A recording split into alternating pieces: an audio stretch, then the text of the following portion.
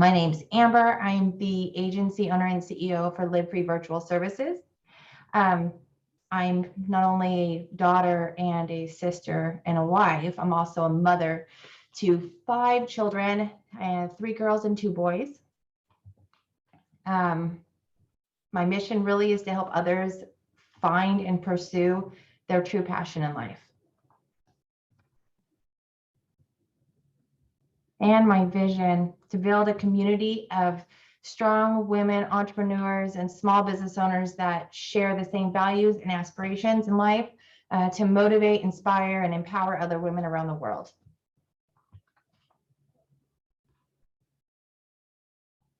I thought this quote was just perfect for the topic today. As business owners, we can have a tendency to allow our business to take over our personal lives. So many times we do that. I think especially as women. And today we have our guest speaker, Tiffany Ghrist.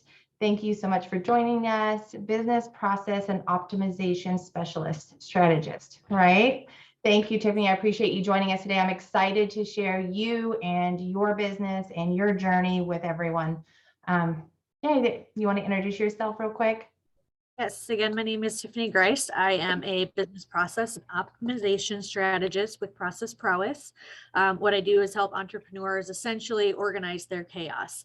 I turn ideas into actions, and I help you understand what it is that's on your plate, what we can throw away, what we can delegate out, and what we can streamline to really help you maximize your time management and your efficiency.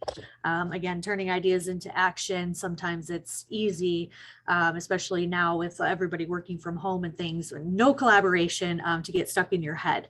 So to really help you break that down, put it into a actionable to-do list every single day that takes the thought and the emotion out of it, and you know what you're doing every day when you wake up, you just hit the ground running.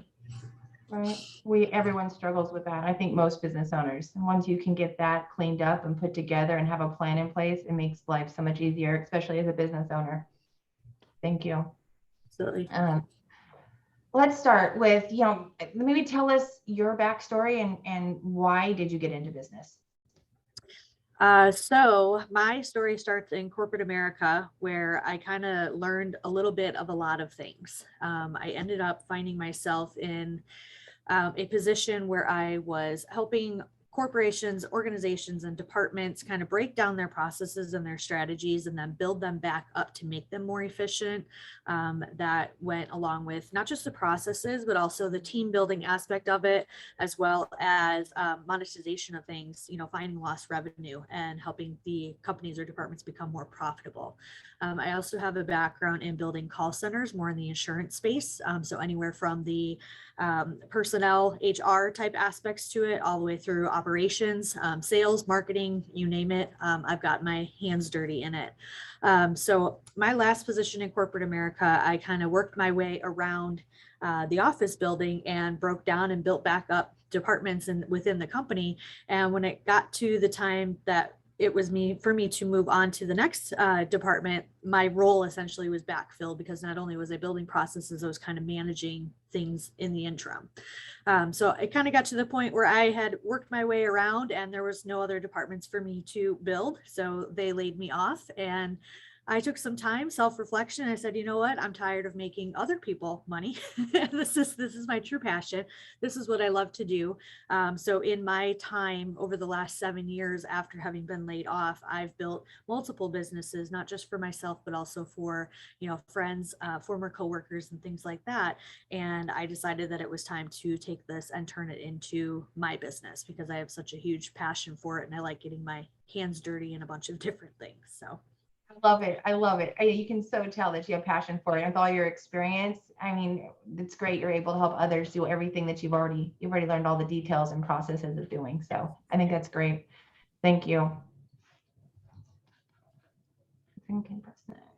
So some characteristics I wanted to share for business women. It's really, a lot of us, we're imaginative. We have this, we're always thinking of something new or some way to do things different. We're very hardworking. We're persistent. I know that's probably one of my biggest things is I never stop. So that's just me. The ability to take on risks and profit earning capacity, right? We're now learning like that there's so much as women, and we can be moms, we can be business owners, but we get to bring an income in as well. We're able to manage everything in so many new ways. And I'm real thankful for that, to be honest. It's great to know that there's so many other women out there that are fighting to do what they love and their passion and share with others. There's nothing like it.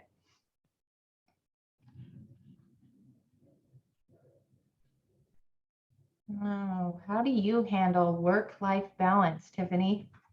Work-life balance. That is one of Yes. my favorite things. That is not something for those of you that have been in or are still currently in the corporate America world. It's very difficult for you to be able to kind of manage that, because we all have the 9 to 5s, the commutes, you come home, sometimes you have to take your work home. Weekends aren't always weekends, especially as entrepreneurs, not always weekends. So as far as handling work-life balance, as far as my day-to-day is concerned, I actually plan my weeks out on Sundays. I will sit down with a to-do list that I've created throughout the week, because we tend to, I call it squirreling, right? Where, I need to do this. And then we jump into it, and then we halfway do it, and then we do something else, and we do something else. So instead of actually executing those tasks, ideas, and things like that are coming throughout the week, I put them on a to-do list. On Sunday, I reflect that list, and then I prioritize it 1, 2, or 3, depending on the order of importance or necessity. And then I will break that into my planner. Time blocking is huge for me. Amber, as you know, especially, my mornings are very important to me, because it's very important for me to start my day properly, take my time. I don't check emails, don't check Facebook, anything like that. I kind of start my day disconnected, reflect within myself, express gratitude and things like that, to just really get my head right, and then plan myself mentally and emotionally for the day ahead. And then, as I mentioned before, because everything's on my planner, I've already thought through it. I've already determined that this is a priority. I already know the steps that I need to take each day to get things done. So I'm really maximizing my time, and I'm being more efficient. So there's a difference, I always say, between being busy and being productive. And a lot of that comes with, we feel like we have to put in 12-hour days or 14-hour days in order to be successful, but how many hours are actually making an impact on your business? Right? How many of them are necessary? How many tasks are you doing that are really for nothing? And how many tasks are you putting off? So another thing that I have with my planner, I don't know if anyone's heard the term eat the frog. You wake up and you look at your list, and the frog is that one thing on your list that you don't want to do. We all tend to put to the bottom, right? And it never gets done, and we move it to the next day, and we have good intentions, and we move it to the next day, and then eventually we tell ourselves it's not important, right? So I literally have little stickers that I put on my planner every morning. I identify my frog, and I cannot do anything else that I would rather do until I've accomplished that task that I really, wasn't looking forward to, or I knew it was going to be a little bit more tedious, or whatever reason that it just kind of didn't rub me right that day. Oh, that's great. I love that strategy. I love that. Just get it over with, get it done. Exactly. You have to, because then you can enjoy the rest of your day, and you don't have that hanging over your head, and it really slows you down. So again, just feeling of accomplishment too. Exactly. So starting my mornings with intentions, taking that time on Sunday really helps me plan out my week, because I really am able to focus, and I can keep my work within a certain, period of hours throughout the day. And if I have something, planned in the middle of the day, I'm able to do that too, just by planning ahead. What you said that you take that time in the morning, and I know how you are. You have that time in the mornings that you use for yourself. What do you do in the mornings for yourself to kind of prepare yourself for the day? Well, it all starts with taking my dogs out, and being here in Texas, 9 times out of 10, we have a really nice day in the morning. So I like to sit outside with my coffee, maybe a little bit of music to kind of not necessarily like pump me up, but just kind of energize me. Type music. I'll do some reading. I do some journaling, definitely. And just kind of sitting and reflecting, like I mentioned, thinking back on the previous day, the things that I've accomplished, thinking about what it is that I need to do today, maybe some visualization, depending on, if it's a meeting with a big wig in a company somewhere or something like that I might otherwise be nervous about, just kind of taking time to process that and get into the right headspace.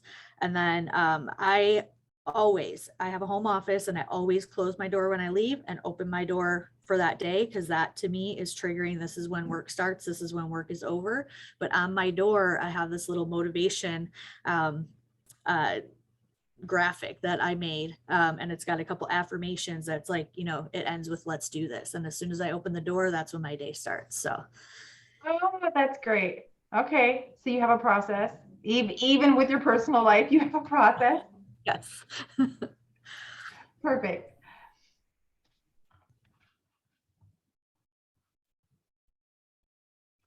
So the big question I think a lot of strong women get, right, is do you worry that as a strong woman that you intimidate men in different, because we deal with business owners, not always just women, right? And we're in, you know, you like you said, you get into corporate, you know, environments and it's not always men. Do you worry about that? How do you handle that personally?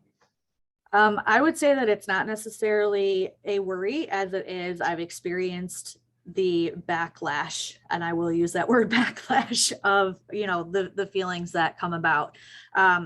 Having been a single mom and having my child at 19, I knew that I had to focus on work and being a mom, work and being a mom. And I didn't go to college, so I knew I had to do what I had to do to work my way up the ladder and make sure that I learned this and became a valuable asset to every company, even my fast food company that I started working at when I was, you know, when I was a child. Right. So Okay. in growing up through, you know, corporate America, there not only did it come from men, it also came from other women. And I think that's something that, you know, we'll table that. I want to speak to that. But being young, and being a female, and having been exposed to so many opportunities that I have been exposed to that allowed me to be put in the right positions. Sometimes I would come in above people into companies that have been there for a couple years and they thought that they were entitled. Sometimes I would be promoted faster, or, you know, just, I mean, things would happen. So that is a reality. The talking behind your back and all that petty stuff, it does truly happen. But, you know, especially like I said, it happens with men and women. So from a women aspect, I mean, we really need to focus on not only supporting each other, but teaching each other, you know, and seeing, instead of other females being a threat in America, corporate America, Right. whatever, in the workplace, that you can really grow and strengthen each other as women based on your experiences as well. So yes, being a strong, independent, intelligent woman that, you know, is driven and knew I had to do what I had to do, I absolutely encountered this a bunch. Right.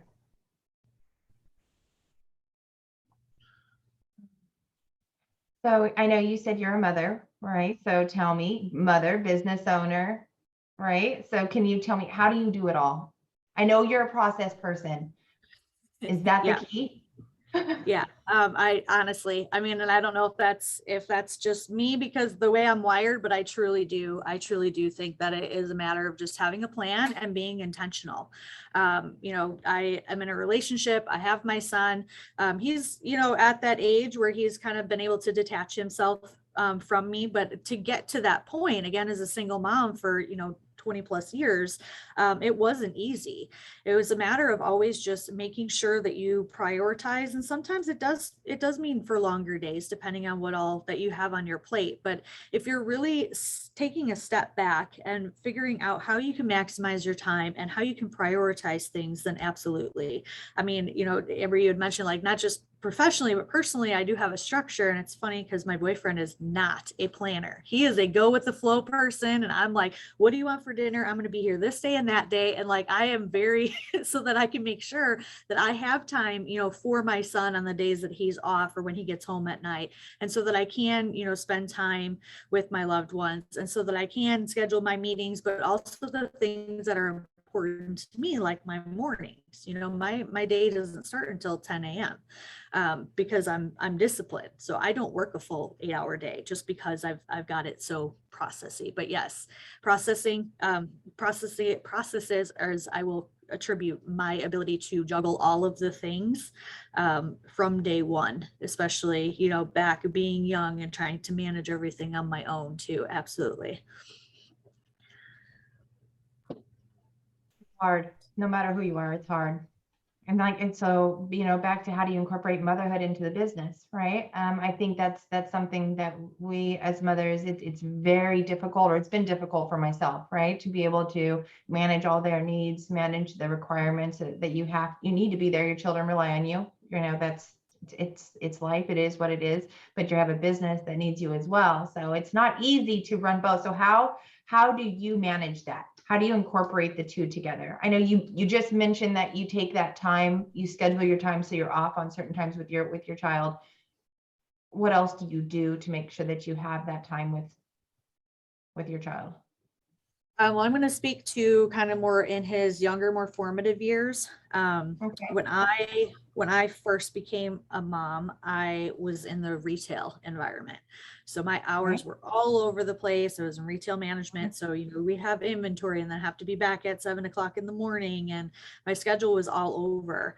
And what I told myself, was I gave myself a deadline that by the time my son was the age of 6, that I was going to be in that typical, what's ingrained in us, that Monday through Friday, 9 to 5, so that I was able to be there, take my son to school, get him from daycare, spend the evenings with him, and have weekends off with him. So again, it's all about planning and preparation and goal setting, and I was able to accomplish that goal.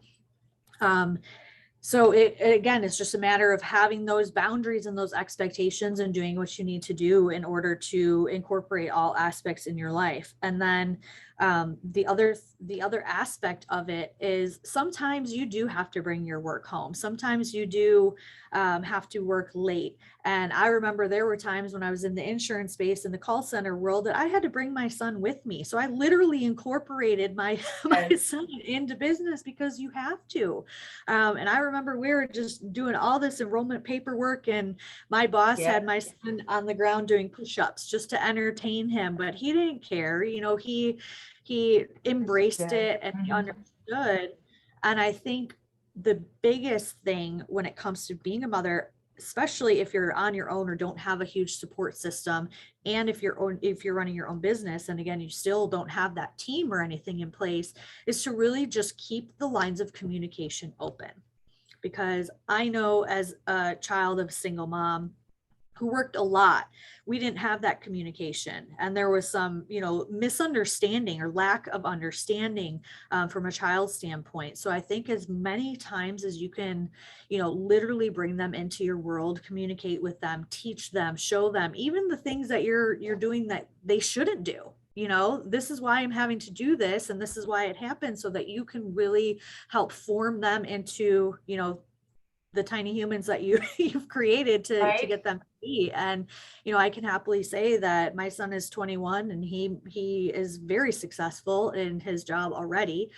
This is his 3rd job, but he's always been promoted up into management. And I just look back and I just see his drive and motivation. And I know that came from having literally incorporated, involve them. It doesn't have to be one or the other. You can make it fun. I agree. I think for me, the being able to be a business owner has been great. Like we'll use, for example, this morning, I was able to take my youngest child to a meeting that's mandatory that I have to go to, right? It's an hour drive one way. If I was working in a corporate job, there's no way for me to be able to do that. Because then you still have to come back and then you have to go. It's just, there's just no way.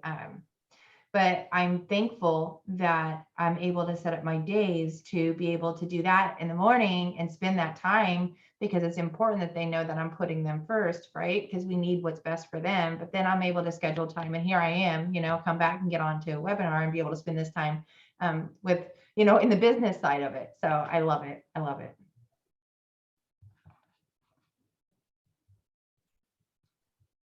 So what do you want to achieve next? What's the next step? Because with you being a process person, you already have everything set up. You have your processes in place. We're imaginative as women. That's just how we are. What are you going to do next? All the things. I have a ton of goals, be them, relationship or family or income goals. But really what I want to do is to expand my reach within, the entrepreneurial world, and accumulate more clients that I can help achieve the work-life balance, that I can help, instill that confidence and that consistency in what it is that they do, so that they are able to continue to remain driven and focused. Right now I'm creating a program. I do have a lot of background in social media, and I do for some of my clients, but I have a program that I'm putting together. Social media toolkit will literally have everything from maximizing your profile all the way through. I will have over 2,000 Facebook content prompt ideas, and everything in between. So it's really anything that I can do to help other individuals continue to love what they do, be more successful at what it is that they do, and to wake up every morning with a plan that eases that stress and that anxiety and that unknown, and lessens that time that they spend in their brain and not taking action. Helping others to get to their passion, right? Yep. I love it.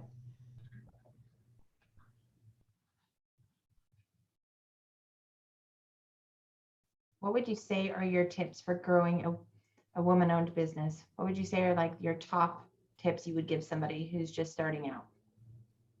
I would say that the first thing that you need is to have a clear idea. And that, I mean, there's multiple steps throughout that, but understand exactly what it is that you want to deliver, whether it be a product or service, in what way, and the extension of that would be to whom. Knowing who your ideal customer is. If you don't know that, then things that you're building are for the wrong people, or it's not going to be seen, or it's going to be all for nothing. So really have a clear plan of attack for what that's going to look like at 100,000 feet, and then just kind of break yourself down. The next that I would say is create milestones for yourself, those non-negotiables. This is what I need to accomplish by what time.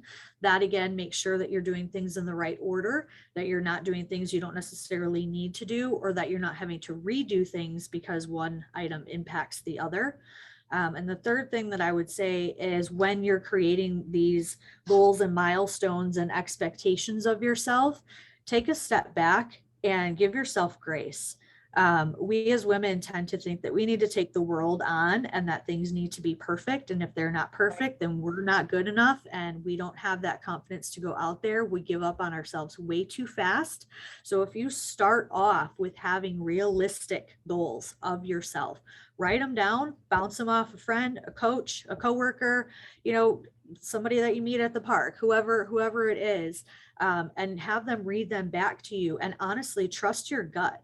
You don't have anything to prove, and you can actually end up sabotaging yourself by procrastinating because you want everything to be perfect, or sabotaging yourself because you're trying to do things that you're not capable of, but you don't have to do so much, so fast, so well. Be realistic, because at the end of the day, you're going to spend less time in that build phase, and more time in actually, the production and marketing and talking to people and creating that empire that you set out to do, as opposed to just spinning your wheels and beating yourself up and not really, going back to being busy and not being productive. So realistic goals, absolutely. It would be my third. Thank you. Thank you. I agree. We are perfectionists, and we want everything perfect, and we don't want to do it because it's not perfect, or we're scared that it won't be perfect. I struggle myself with that all the time. Well, thank you, Tiffany, for joining me today. I'm so happy that you were able to get on with me. I know you have an unbelievable amount of experience and knowledge, and I'm thankful for you to share it. I'm thankful for you to be a partner with Live Free Virtual Services, and I'm excited working with you always. Yes, I love it. Thank you so much for having me. I think this was super, super beneficial for both of us, but I also hope that those that are watching kind of got some golden nuggets out of it. I hope so too. I agree. I'm sure they did. And we have next month, who's going to be with Jamie. I'm excited for that one. That one's scheduled for April 27th. So please, everyone who's on, please come join us for that one as well. And thank you for everyone who joined today. I appreciate all of you for coming and listening to us. And until next time.